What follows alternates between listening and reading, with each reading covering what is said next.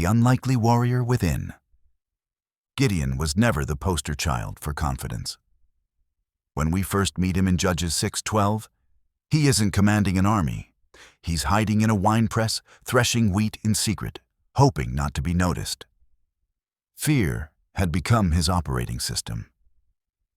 Yet right there, in that moment of retreat, the angel of the Lord calls him something radically different. The Lord is with you, mighty warrior. Pause on that. Gideon doesn't feel mighty. He doesn't look like a warrior, but God calls him one anyway. That's not motivational spin. That's identity before activity. It's a divine reminder that heaven often sees something in us long before we do. And if you lead a team, a family, or even your own soul through the challenges of modern life or business, this moment matters more than you think, because the same truth that turned Gideon's fear into courage can turn your hesitation into leadership. God calls the willing, not the ready. The world celebrates the polished, the poised, and the proven. God starts with the raw material of willingness. Gideon didn't apply for leadership. He didn't have a resume full of victories. When God told him he would lead Israel to freedom, Gideon's first response was, "Me? I'm the weakest, from the smallest tribe." That's how many of us react when opportunity knocks or responsibility grows. We see gaps, but God sees grace. In business, the modern version looks like this. You're given a project that feels beyond your ability, a leadership role that exposes your insecurities, or a season of change that stretches you thin. Your instinct might be to say, "Not yet, I'm not ready." But God's pattern never changes. Readiness is not the qualifier. Willingness is. The moment Gideon said yes, God began shaping the courage he lacked. The moment you say yes, heaven begins crafting the strength you need. Presence before performance. In Hebrew, the phrase "the Lord is with you" carries covenant weight. It isn't a casual "good luck." It's a declaration of alignment and partnership. For Gideon, that presence became the foundation of every victory that followed. For us, it's the same. Too often, we treat presence like a bonus, something we notice when things go well. But in truth, presence comes before performance. It's what makes results sustainable and leadership human. In life and business, presence is more than showing up. It's how we show up. When you walk into a boardroom, a sales call, or your child's room after a long day, the real power isn't in what you say, but in what you carry. Are you grounded? Are you anxious? Are you centered in purpose or scattered by pressure? Gideon didn't become mighty when he built an army. He became mighty when he realized who was with him. Leadership begins there. The winepress and the workplace. The winepress is a perfect metaphor for modern professionals. It's the place we hide to get things done. Behind screens, behind titles, behind the safety of competence. From the outside, it looks like diligence. But inside, it's often fear disguised as busyness. Gideon's winepress could easily be our office, our inbox, or even our thoughts. We keep working harder, but not necessarily braver. We keep spinning effort without elevation. God's interruption, mighty warrior, cuts through that pattern. It isn't a critique, it's an awakening. He calls you out of the winepress because your purpose doesn't live in hiding.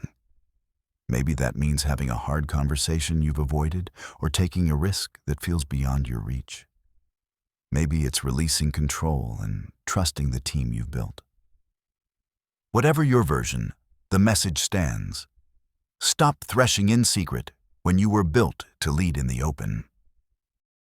From ability to availability. Here's the truth no leadership manual can teach. God isn't impressed by ability. He is moved by availability. When Gideon finally obeyed, he didn't suddenly become flawless, he became faithful. His story shows that divine strategy doesn't depend on human perfection. It depends on human partnership. Professionally, that truth reshapes how we see growth. The most impactful leaders aren't necessarily the most gifted. They're the most surrendered. They listen, they learn, and they lead with humility instead of ego. Spiritually, it means the space between fear and calling is bridged by trust. God's presence doesn't erase your weakness. It redefines it. What fear teaches us about leadership. Fear isn't the enemy of faith. It's the arena where faith is proven. Gideon was terrified, and God never scolded him for it. Instead, he met Gideon inside his fear and revealed a new identity through it. That's how transformation happens. Not by denying fear, but by facing it with divine perspective. In business, fear functions like feedback. It shows you where you've placed your confidence, whether in control, reputation, or outcomes. When God steps into that space, He doesn't just tell you to be brave. He reorders your dependencies. That's what Gideon learned. His confidence stopped being rooted in self and started being rooted in presence. The same shift can redefine your leadership. The leader's equation. Weakness plus willingness equals strength. When we combine Gideon's story with timeless leadership principles, a clear equation emerges. Weakness plus willingness equals strength. This is the divine paradox that drives both spiritual and professional growth. You bring your inadequacy, and God supplies sufficiency. You bring your inexperience, and He adds insight. You bring your open hands, and He places purpose in them. That's how meaningful change happens in your company, your relationships, your calling. It's never about being the strongest voice in the room. It's about being the most aligned one. The call to step forward.